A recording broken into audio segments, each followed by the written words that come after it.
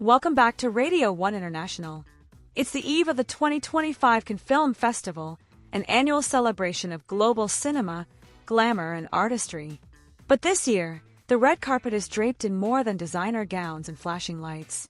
It is shrouded in a solemn, powerful message from the heart of Hollywood itself. In a moment of rare unity and courage, over 350 of Hollywood's most recognizable names have joined forces to speak out. They are condemning what they explicitly label as genocide in Gaza, sending shockwaves through the entertainment industry and political spheres worldwide. Among them are legendary actors like Richard Gere and Susan Sarandon, no strangers to activism, alongside filmmakers, producers, and artists from all corners of the globe. This isn't just a press release. It's a seismic cultural moment, one where art, ethics, and international conscience collide. The open letter that changed everything. The collective action began with a letter, an open, emotionally charged appeal drafted under the banner of Artists for Ceasefire, a grassroots movement founded in 2023 as violence escalated in the Middle East.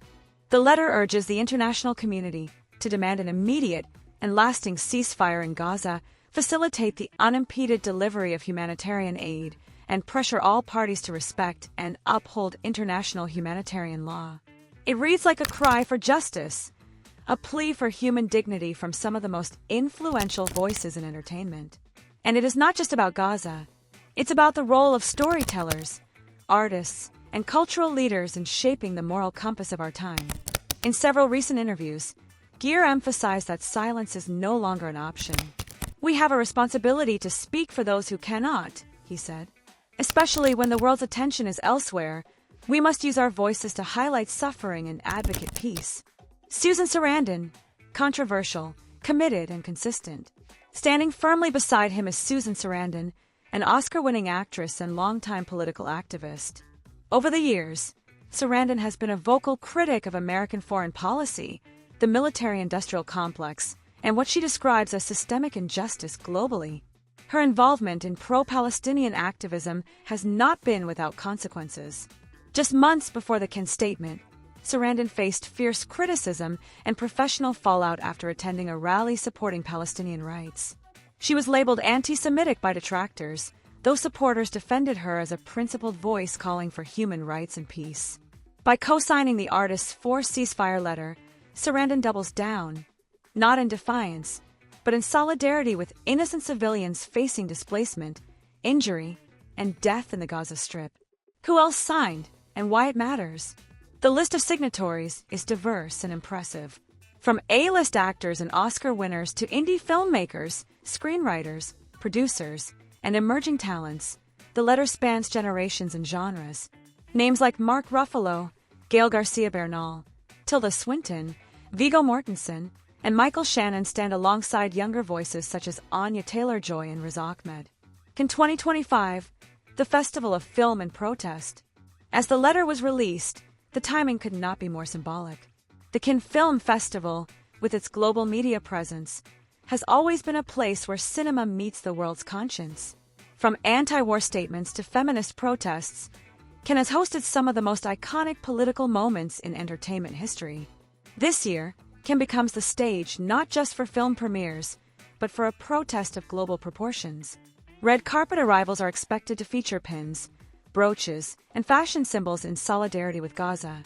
The iconic watermelon pin, a symbol of Palestinian resistance, has already been spotted in early appearances, worn by French actress Leila Bekti, and echoed by several jury members.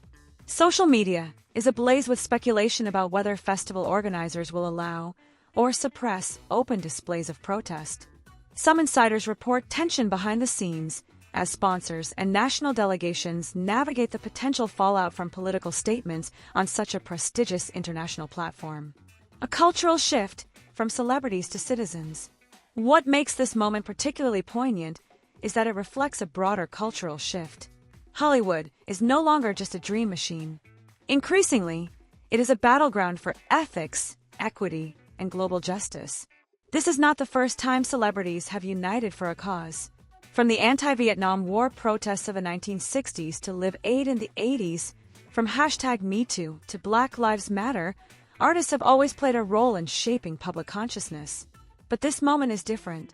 The stakes are high, the imagery is raw, and the global polarization is intense. And still they speak. Media blackouts, documentary suppression, and the battle for truth. One of the most controversial elements fueling the outrage from the artist community is the suppression of journalistic content surrounding Gaza. A recent flashpoint was the BBC's delay in airing Gaza, Medics Under Fire, a harrowing documentary capturing the experience of Palestinian medical workers in the war zone. Susan Sarandon, Mike Lee, and over 600 cultural workers signed yet another letter, this time demanding the BBC release the documentary without delay. They argue that withholding such content is a form of censorship, a disservice to democratic societies, and an injustice to those risking their lives to save others. This challenge to media institutions is part of a larger conversation about the role of storytelling, both fictional and factual, in confronting violence and dehumanization. A growing number of creatives are demanding that freedom of speech within their industry be treated not just as a constitutional right, but as a professional standard. They argue that no artist should fear retribution for advocating peace and human rights. The role of social media, amplifier and battleground. Social media has been a double-edged sword in this discourse. On one hand, it has amplified the voices of those advocating for Gaza. Viral videos, tweets, and Instagram posts have spread awareness at unprecedented speeds. On the other hand, it has become a digital battlefield. Celebrities who post in support of Palestine are often subjected to coordinated attacks, including threats, doxing, and online smear campaigns. Global response, beyond Hollywood. This movement is not confined to the United States or the United Kingdom. Artists from France, Brazil, South Korea, India, and beyond have expressed solidarity. Film festivals, museums, and cultural institutions are facing increasing pressure to take a stand, or at least provide space for discussion and dissent. At Cannes, filmmakers from countries directly impacted by colonial histories or imperial conflicts are planning to incorporate political messages into their press conferences, speeches, and screenings. But moments like these, when hundreds of public figures unite across backgrounds and borders, can shift narratives. They can pressure policymakers. They can inspire ordinary citizens to demand action from their governments. The true measure of this moment's impact will be what follows. Will artists continue to organize, speak, and create work that challenges the status quo? Will institutions protect them or punish them? Will audiences listen, not just with applause, but with action?